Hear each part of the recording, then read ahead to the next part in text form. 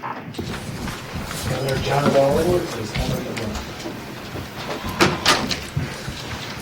Good afternoon, everyone, and thank you for being here this afternoon. I have with me again Dr. Bu, who works for the Department of Health, Office of Public Health, and he will be here to take any questions related to testing. I want to start by thanking all of the state and local first responders, everybody out there who's working so very hard on this emergency. And I want to again thank our healthcare workers all across the state of Louisiana, whether they're doctors and nurses, respiratory therapists, I mean, you name it.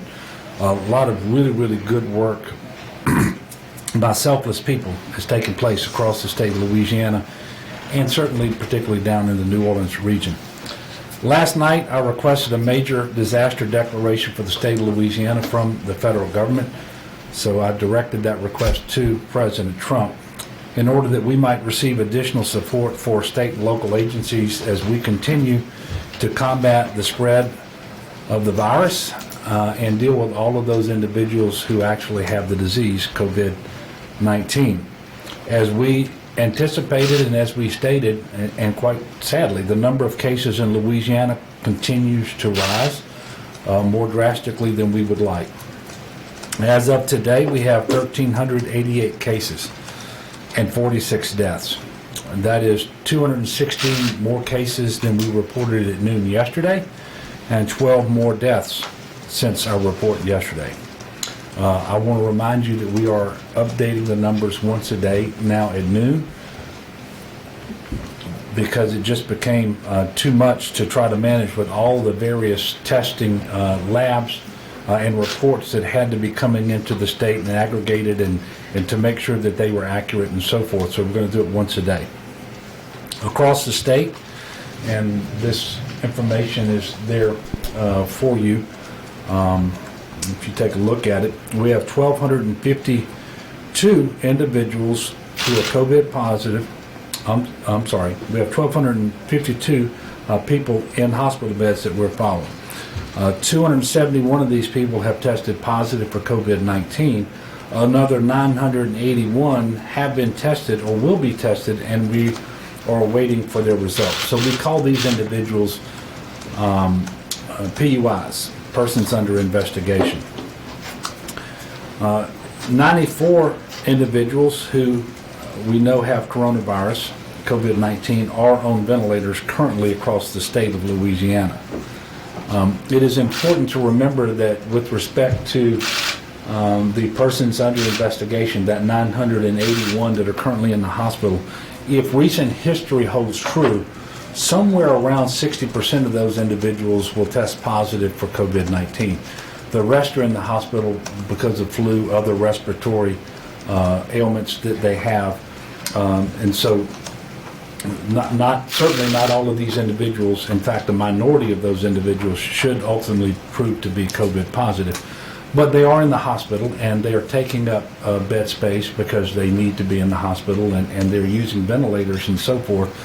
So it is part of our overall challenge when it comes to delivering health care for those who need it.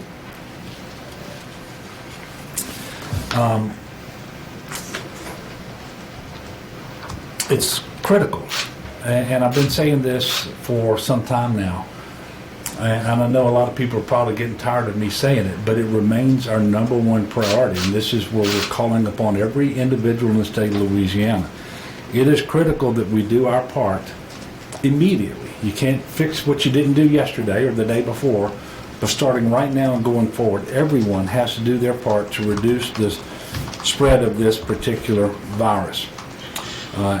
Everyone has a role to play, and I mean everyone. If we can preserve our precious healthcare resources so that they're available to provide care for each of us if and when we need hospital care, then that is clearly what we're trying to do. We have a critical window of time in order to flatten the curve, and that is why the stay-home order, which went into effect yesterday at 5 p.m., is so necessary. We must minimize social contact and slow the spread of the virus. Obviously, it was not a decision that I made lightly. I know that it is hard on people. I know that it's hard on businesses, on employees. I know that this is not what we're accustomed to. And I, like you, look forward to the day when we are past this. When that comes, I don't know. I can't give you a time frame on that. But what is essential now is that we do our part, flatten the curve, so that we extend the duration of this event and not have it peak all at one time, and people who are ill are presenting themselves to the hospitals, and we don't have the capacity to render the care that they're going to need. And in order to make this decision, I've done the very best that I could to look at what the science is telling us and to rely on authoritative sources like the Centers for Disease Control.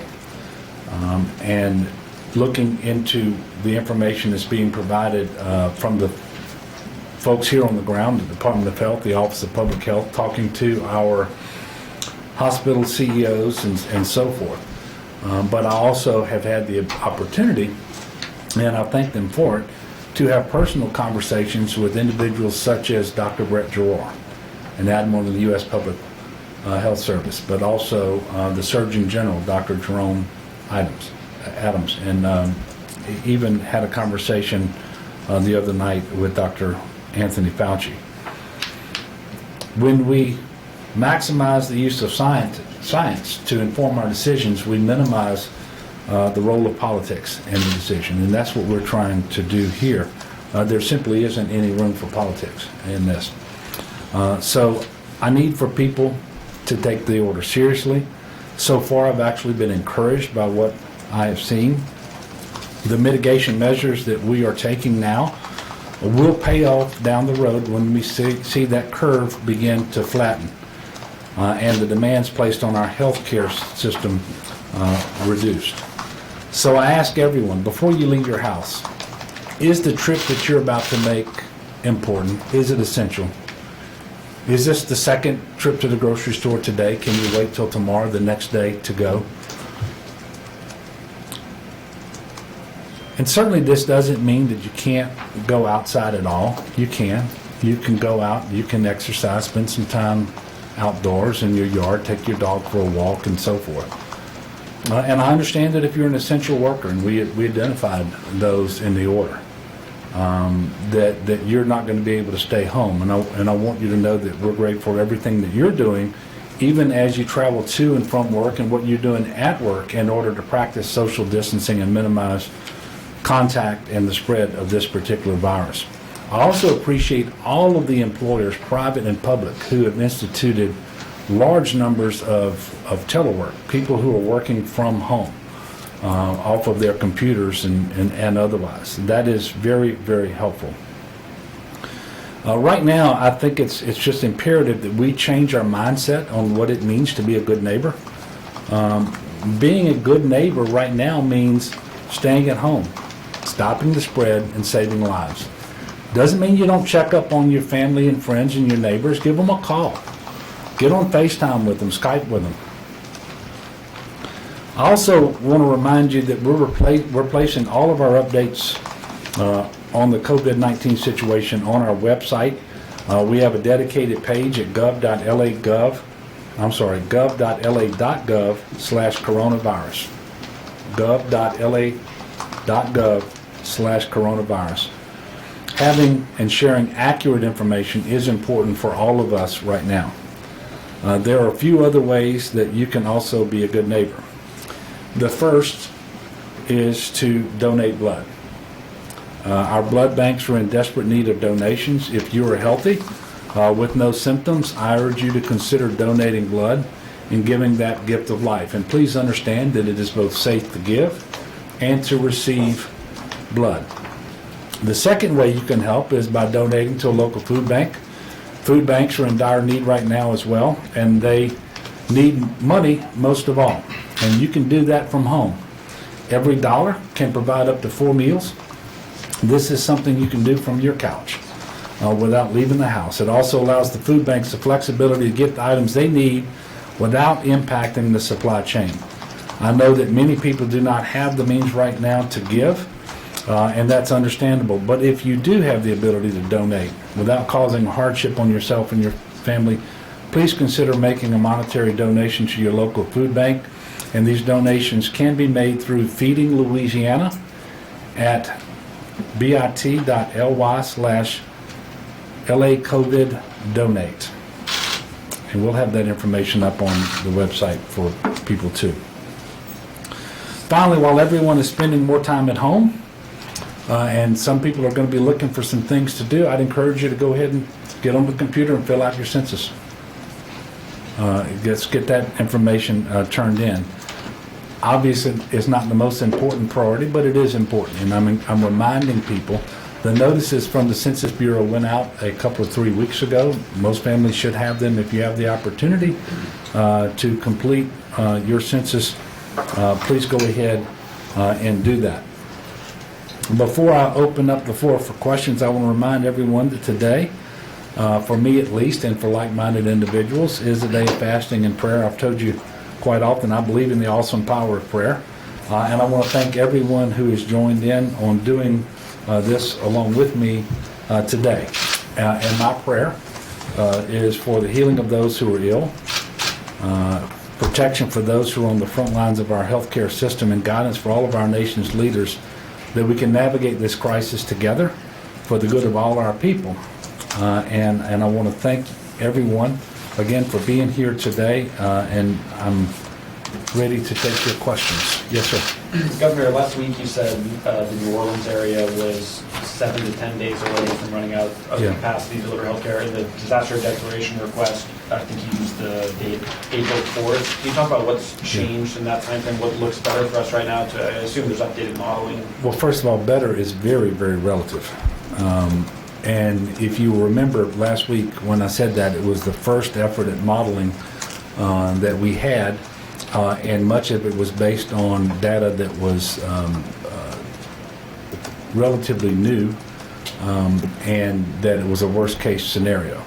So as we see the growth rates, as we see the number of COVID positive patients who have to be hospitalized, as we get a better idea of the percentage of people hospitalized who are going to need an intensive care bed and a ventilator, as we get a chance to see what the average stay in the hospital is going to be, then we're able to refine our estimates through the updated modeling. And so what you are referencing today when we're pushing out the date in Region 1 down around New Orleans, where we think we might exceed our capacity to deliver health care to COVID-19 patients, it would be in the April 4th or 5th timeframe. And as you can imagine, for the reasons that I just stated, that is going to be refined every day.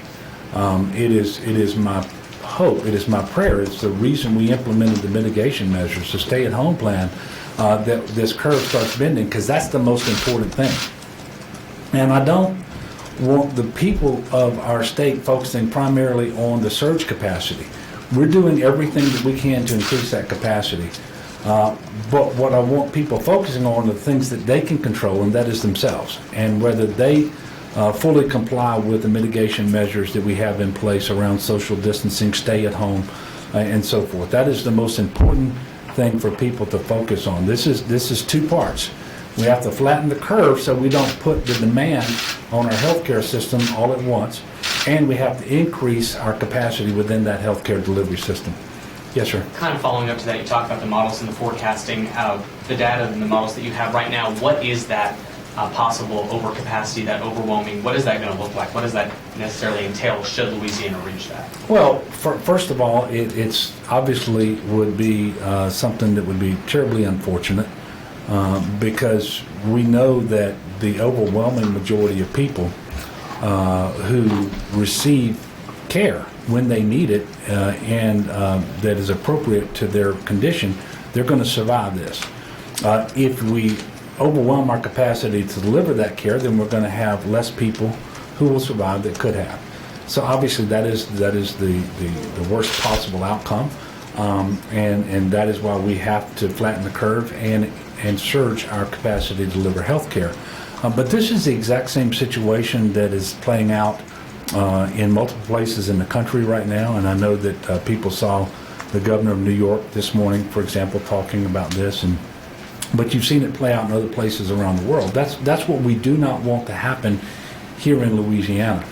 And while we're still on the trajectory that we're on, we have still the third highest case count per capita in the country. While we are on this trajectory, we have to be intensely focused on doing what we can to flatten the curve. And that is, if of all the messages that I deliver to the people of Louisiana at these press conferences, that is the single most important thing. It's why we've done the mitigation measures. It's why we're asking everyone to comply. Don't go out if it isn't essential.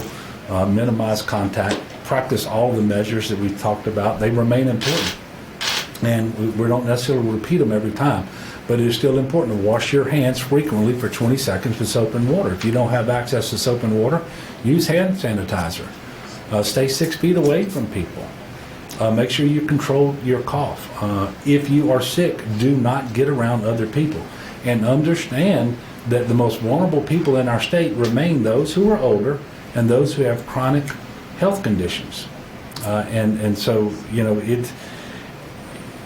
you don't have to use your imagination to know what this looks like. You can see what's going on in Italy. That's what it looks like. And nobody should say, well, that's Italy, it won't happen here. Well, for what reason? Would anybody believe that if we don't flatten the curve? Yes, ma'am, in the back. We saw that there were short lines at the drive-through testing center today in Baton Rouge. What are your thoughts on that, and do you think that's a good sign of what's to come next? Well, first of all, I don't have any thought relative to whether it's a good sign as to what comes next. Until the curve starts to flatten, I am not going to draw an easy breath. It is just that simple. But I can tell you our testing has ramped up across the state in multiple locations. I think we have over 8,500 tests. I think it's 8,603 test results total that are informing our case count today. That's up from 6,000 yesterday. This is a good thing, because you never want to be in the blind about what you're dealing with. The more testing that we have, the more results that come into our data, the better the decisions that we can make about what we're facing. I really appreciate the efforts that have been made here in Baton Rouge, but also all around the state of Louisiana. We're seeing many more entities like hospitals doing their own testing in-house. We're seeing drive-through testing in New Orleans at 2 stations and 1 in Jefferson Parish, but it's also opening in Lafayette at the Cajun Dome, and it's going to be open soon in Lake Charles. And so the more testing, the better. This is the one thing that South Korea did that really helped them to flatten the curve. They had much more testing capacity early on, and the throughput lab capacity to get those results out and get people into isolation, get people into quarantine, and do the contact tracing. Why is this important? Because people who become symptomatic today might have been exposed a week ago, 2 weeks ago, 3 weeks ago. And that's why it's going to take some time for us to know what that curve is doing. Even if everyone is practicing perfect social distancing today, it's going to take a while. And so we have to be patient with this. We have to stick with it until we know exactly what's playing out. Yes, sir. You talked about Louisiana having the fastest growth of this in the world, third highest per capita in the country. Have you been given any reason or maybe a list of factors that have contributed to it being much worse here than in other parts of the country and the world? No. I will share with you a theory. I'm not an epidemiologist, and the studies haven't been done, obviously. But the first confirmed case in the state of Louisiana, the first person who tested positive did so 13 days after Fat Tuesday, and did so in the New Orleans area. And if you look at how long it takes from exposure before people becoming symptomatic and starting testing positive, that's the period you're talking about, between 2 and 3 weeks. I happen to believe with people coming from all over the country and all over the world into New Orleans, that a fair amount of coronavirus was seeded in that area, if that's the right word. But that is a theory at this point. It may or may not prove correct. But what isn't a theory, what is fact, is what's actually happening on the ground. and we know that it's serious. We know the case count is much, much higher than we obviously want it to be, and we haven't yet seen the trajectory change with respect to our growth rate. And so those are the things that we're focused on. At some point, somebody's going to get a doctoral degree because they're going to do a study on this situation as it relates to Louisiana and so forth.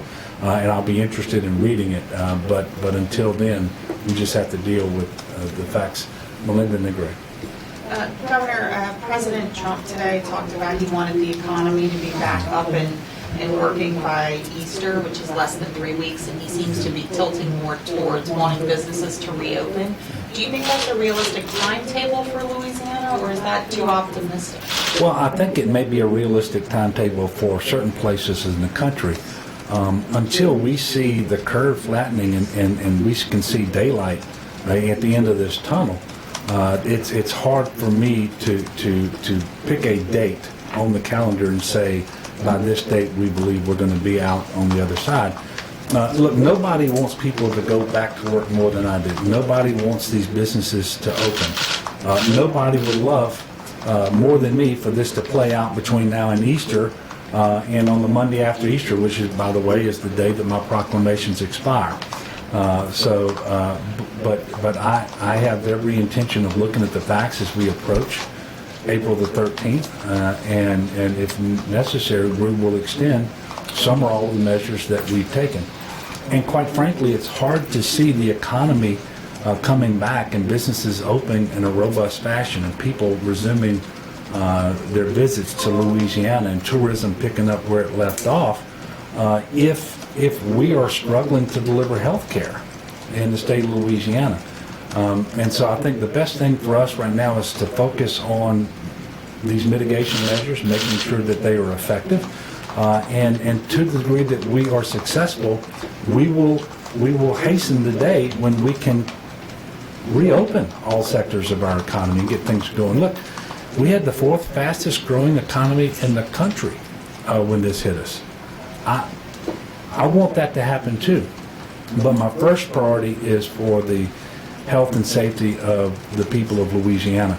And we're going to rely upon science, we're going to rely upon the CDC, we're going to rely upon the advice that we're being given by the medical community as to what we need to do.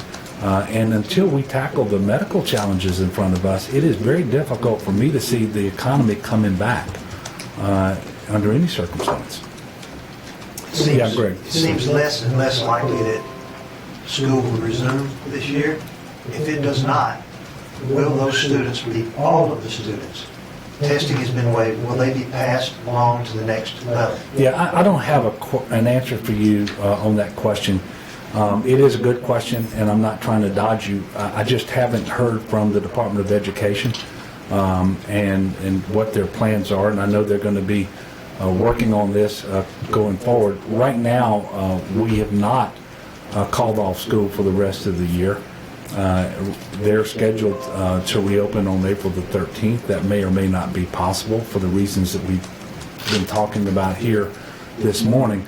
And I know that Beth Ciano, the interim commissioner the interim superintendent for education in Louisiana, she's working right now with her staff and with the Bessie board, with all of our district superintendents and so forth, to figure out what happens under 2 or 3 different contingencies. One is school resumes on April the 13th. The other is school resumes at some date subsequent to that. And the third one would be that it doesn't resume at all during this current academic year. And when they have more information, they will be sharing that. Until then, I do want to remind people what we've already done. And I have, by executive order, suspended the statutory requirements related to end-of-course testing and LEAP testing, the evaluations and school letter grades, the instructional minutes that each school has to offer, the number of days that students have to attend, and so forth and so on. And it is my understanding that we have received the waiver necessary from Secretary DeVos, the U.S. Department of Education Secretary, because under the Every Student Succeeds Act, we actually have basically a contractual agreement with the federal government that we will engage in all of those measures that we have suspended. And so I don't want anyone worried that they're going to have to go back to school and take a LEAP and pass a LEAP test and so forth. But as far as promotions and graduations, we have information coming out on that hopefully soon. Beth CNO will relay that information. In the meantime, I'm encouraging every parent, every caregiver out there who has a student at home to make sure that that student is engaged in reading, in instructional materials, distance education if it's available. There are many, many resources available, and this is being communicated to parents, to teachers, to schools from the Department of Education and from a number of sources. You know, I did a program at LPB last night, and I know that LPB, for example, has greatly ramped up the resources it's making available, including instructional programming on TV. And so this is all important so that we don't see a lot of regression in our students for the time that they're going to be out of school. And I know that this is very disturbing to some people to have schools closed and to have these students at home and not in the classrooms, and it disturbs me as well. But it is part of the approach that I believe we have to take if we're going to slow this spread and preserve to the maximum extent possible the health and safety of our population. Sam? Governor, the state's identified 2 clusters so far of coronavirus cases, one at the Lambeth House in New Orleans, one at Chateau DeVille and Donaldsonville. Can you give us an update on how many cases are at those 2 nursing homes? And also, do you know which other nursing homes have been affected by coronavirus in Louisiana? I am going to ask Dr. Beard to come up and answer those questions, and we'll see what he knows today. Thank you, Governor. To your first question about Lambeth House and Chateau DeVille, Lambeth House, our understanding of the total number of cases, as far as I know, is still 42. We have unfortunately had 2 additional deaths for a total of 11. As you noted, we have learned of 5 cases at Chateau DeVille. We have additional clusters at Chateau de Notre Dame and St. James Place. And I believe St. James Place has 3 individuals, and Chateau de Notre Dame has 1, but I may be getting those backwards. Where are those located, Doctor? I believe St. James Place is in Donaldson, or St. James is in Baton Rouge, and the other facility is in Donaldsonville. And sorry, you said all of those were clusters, but the Notre Dame facility only had 1 case? Yeah, so there may or may not be a worker involved, and so that's why we're still investigating. I think that the main point there is my team and our team across the state Office of Public Health. As soon as there's someone with symptoms in a facility like this, we engage that organization. So it doesn't quite meet the bar of a cluster yet, but we're already working with them, trying to find out, are they taking the right measures? And I'll say that what we've been seeing from the nursing homes and similar facilities across the state is being very proactive, taking seriously our restrictions on visitation, trying to be creative about ways to keep families connected, which is, I think, critical in this time of staying at home. And so often by the time we're reaching out to them, a lot of the measures we're going to recommend, many of them are already taken on board. And to be clear, this is the entire list of facilities where you have known coronavirus. As I have it. Nursing home facilities. And because we have these issues that Dr. B just mentioned, yesterday we renewed our request for an epidemiological team from the CDC. That request has been granted, and we hope to have them on the ground here in Louisiana very quickly to help us manage these particular situations. Yes, sir. As far as FEMA goes, I know they've had a more national response in the past couple of days. As far as Louisiana goes, kind of what role is FEMA playing, if any? And then obviously we have a lot more cases than many states. Has our response also kind of been, as far as testing being ramped up and other things, been a little bit faster because of the number of cases we've seen? Yeah, I'm not able to compare and contrast what we're doing in Louisiana with respect to other states, and I apologize. I just can't do that. I will tell you, the testing has ramped up in Louisiana considerably. As I mentioned earlier, 8,603 tests are informing our data today. It was 6,000 yesterday, and even at the state public health lab, the capacity has greatly ramped up. And early on, and one of the reasons that our numbers were skewed is we were testing people who were basically in the hospital with symptoms and they needed to be hospitalized. And so you saw a large percentage of the tests being administered coming back as positive, and a large percentage of people who were positive being in the hospital. as we get more tests informing our data, more test results informing our data, then we're going to have a smaller percentage of people who are positive and a smaller percentage of those who are positive that are going to need hospitalization. And that's the information we need to really know what trajectory we're on with respect to when we might eclipse our ability to deliver critical health care. But I'm not able to compare and contrast what we're doing with other states. Yes, ma'am. Whenever you submitted your request for a major disaster declaration, you wrote that you had grave concerns for our healthcare workers, our emergency workers. Was that the tipping point for you asking for this assistance? And also, have you heard a response back from the White House? Well, we have not yet. We believe that FEMA Region 6, which is where we route these requests to, they support the request, but ultimately it has to get to the White House and be favorably acted upon by the President. I do hope, I actually believe that that's going to happen sometime in the near future, and it should make available to us more resources. And I'm going to say something, I am not diminishing the challenges being presented in any other state, whether it's New York or New Jersey or Washington State or any state out there. I just don't want the federal government or anybody out there minimizing the challenges we have here in Louisiana. As I mentioned before, the trajectory that we're on is very problematic. The growth rate that we're seeing, very problematic. Number 3 in the country in terms of our per capita cases. And the reason this should inform decision-making about whether we are granted a major disaster declaration and the resources that then flow to Louisiana as a result of that is, any state's healthcare system is sized to meet the needs of a given population. And so more than anything else, it is the per capita case number that indicates whether you are moving in a direction that can exceed the capacity to deliver health care. And so that's why we've asked for this declaration, so that we can get more resources, whether it's beds, whether it's staffing, whether it's PPE, ventilators, you name it. But the things we need here in Louisiana are not different than things that are needed all across the country. And again, I've said this before, and I hope people will understand what I'm trying to communicate. That's what makes this disaster, this emergency, so different than others that we have faced. If we have a natural disaster, a hurricane, a tornado, a flood, then that's really bad. But it doesn't affect the whole country at once. And so the federal government can really focus on the needs of Louisiana in that situation, and we're able to put in requests to sister states.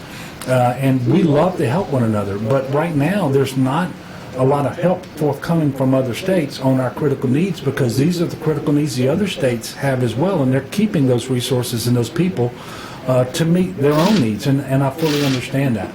But that's what makes this particular situation so challenging. I believe a major disaster declaration would be helpful in order to get the resources that we need to better cope with this emergency. Melinda?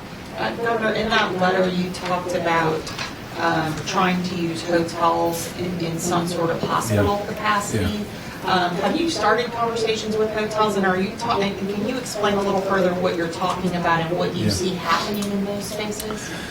Yes, well, the conversations have started, and we're looking at multiple options, and obviously we have to move very quickly, and we're going to have some announcements forthcoming. I'm not exactly sure when, but in the next day or two, I believe. So what we're doing is not altogether different than what New York is doing, for example, where we are trying to create additional capacity. This means beds, this means equipment, this means PPE, this means staffing. Difficult to do. So the first place you surge are within the existing hospitals, because you have the ability to add beds, and the staffing is still challenging, but it's less challenging because you're doing it in a hospital. The second thing you do is you look at your Tier 2 facilities, those long-term acute care facilities that have capacity, those rehab hospitals and so forth. But at some point, we know that with the trajectory we're on, we're going to exceed those capacities as well. So we're looking to create medical monitoring capacity or step-down capacity. So these are individuals who may be COVID positive, but they don't require an intensive care bed, don't require a ventilator, but they're not ready to discharge home either.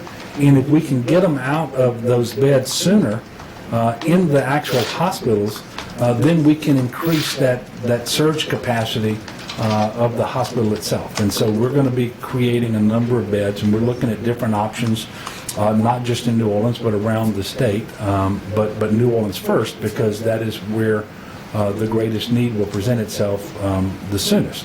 And so that's what we're working on, and we will have more information about that. The beds would be staffed by healthcare professionals, though? These are people who still need monitoring? Oh, yeah. These are going to be doctors and nurses, healthcare professionals, and this is particularly challenging. You may know that I requested yesterday 4 I'm going to call them field hospitals from the federal government with staffing. So that would be 1,000 beds and staffing to meet the needs of 1,000 beds. We don't have an answer on either of those requests yet, but there are some different things that we can do via contract and otherwise in order to get the staffing that we need. But this is why we have been trying to source ventilators, PPE, I mean, you name it. And this is a challenging situation. And so I'm certainly want people to be mindful of it, but I want people to understand the direct relationship between our need to increase our capacity and the mitigation measures that we've implemented. That's why we're asking people to not go out and have contact with others when it isn't essential that they do so. So that we don't have more people than is absolutely necessary going to the hospital in the short term in order to consume what is going to be a precious resource.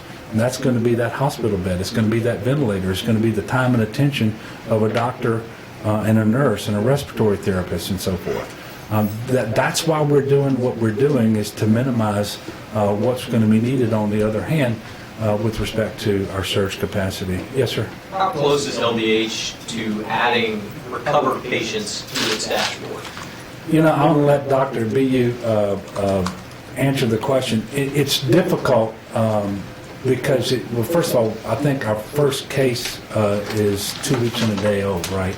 And so you typically have to go a 14-day period before, and then at one time you needed to have, once you were symptom-free for, I think, 3 days perhaps, you had to have a test negative, and then at least 24 hours elapsed and another test negative before you were going to be put in the recovered category. I'm not so sure that's what is in place now, not just in Louisiana, but around the country. We obviously, we're hoping and praying and working to make sure as many people recover as possible. Capturing that data has proven more difficult than most people would think is reasonable. And I'm one of those people, by the way. I'm not sure why it's been so hard. But I'm also not expecting immediately to have a large number of recovered people. But I think over the coming days and weeks, we will be able to show some data on recovered folks. But Dr. B, come explain that better. I think that's exactly it. The challenge here is, first of all, the growth in our numbers. I know we keep saying it, but the growth in our numbers has been really tremendous. And we have a team who's focused really on, as we have a new case, reaching out to that individual, finding out the context in which they had COVID, anybody that they might be in contact with, giving them advice on isolation and things like that. That same team normally, if we were talking about a handful of cases, would be the team that would be following up to see if they're recovered. And when we're adding 300 cases in the evening, we just can't have the team deployed that way. So we've been looking at technology ways to get this information. Bare minimum, as the governor said, is sort of just using a time limit. We know that most folks that have COVID, their symptoms are going to resolve without needing medical attention. Most of the folks are not in the hospital. And so essentially, as we know about them, we could sort of set a time limit.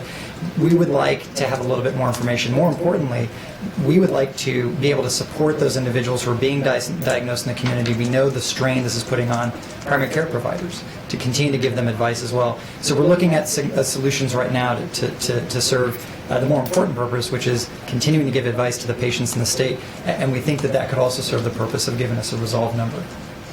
And I learned something from Dr. Catherine O'Neill last night. She's an infectious disease specialist at Our Lady of the Lake here in Baton Rouge, and she was on the LPB program. With respect to COVID-19, people are most infectious early on during their particular episode with this disease. They can still be symptomatic and sick, but on the tail end of that, they are much less infectious and may not be infectious at all. And so what this means is people really need to take it upon themselves that when they first feel the symptoms to isolate. That is when they are most likely to be shedding the virus and to be contagious. So everyone, and Dr. Sanjay Gupta said this a long time ago, the easiest way for us to try to catch up with South Korea, who was way ahead of us in the testing early on, and the isolation, the quarantine, the contact tracing, is for people to behave today as if they have the coronavirus. And if we will do that, if we will just use that prophylactic measure, that mitigation measure as a proxy for the testing, we can flatten that curve. That is why we have implemented these mitigation measures. I can see this is a day where the questions are going to go as long as I stand here. So we're going to take a few. I'll go to the back of the room. Yes, ma'am. Are you looking into any ways that independent contractors can get special assistance since they don't qualify for unemployment? Well, we are, but what we need people to understand is because they're not employees, nobody has been paying into the unemployment fund for them. And statutorily, they're not entitled to the $247 a week benefit. However, we are working, for example, with the congressional delegation, and they are to be commended for their work because we believe that there will be some assistance, especially, and look, the bill is changing. It hasn't been passed yet, and it's changing, but we think that there could be some relief for those individuals in the third phase of the coronavirus relief package that we hope will come out of the Senate today and then get quickly passed by the House. There's a lot of good things in there for businesses, for states, for healthcare providers, for workers. And so it's my hope that that will happen. Obviously, I have my hands full here in Louisiana with what we're dealing with, but we are trying as best we can to analyze the legislation under consideration by every agency in the state of Louisiana so that we're leaning forward, and as soon as it passes, we know the relief that it contains for Louisiana and that we quickly access that relief for the entire state. Yes, ma'am. Can you talk about the burden that's being placed on the Louisiana Workforce Commission right now as they are seeing unemployment claims through the group, websites crashing, phones are busy, people are frustrated, and they need to get food on their table? Yeah, and look, it is really tough. I mean, we have a call volume, a volume of people who are accessing the Louisiana Workforce Commission through the internet to apply for unemployment benefits, and we have a tremendous team at LWC led by Secretary Ava Dejwal. They're doing a tremendous work, but the volume has never been experienced before in the state of Louisiana. And I'm asking people to be patient. If you are able, wait. Don't try to do it between 8 o'clock and 4 in the morning and 4 o'clock in the afternoon. You can get on that internet at any time. You can call. They're working until 7 o'clock every night, so call a little later. But please be patient, but do be persistent. And one of the things that we've done is we've waived the week that you would typically have to wait between when you are applying or eligible for these benefits and when you can start to receive them. The other thing that I have waived is the search requirement, so that typically in order to continue receiving these unemployment benefits, you have to be out and about looking for a job and documenting that and proving that.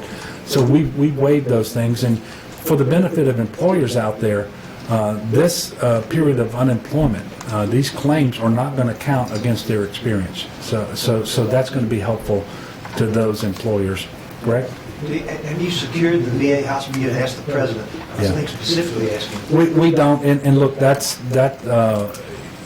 situation sort of, we thought there would be an opportunity there. There's not going to be, because quite frankly, the VA doesn't have much capacity either. it has a number of patients, COVID-positive patients that are consuming demand that exceed their normal, and so that's just not going to be a workable solution for us. Yes, sir.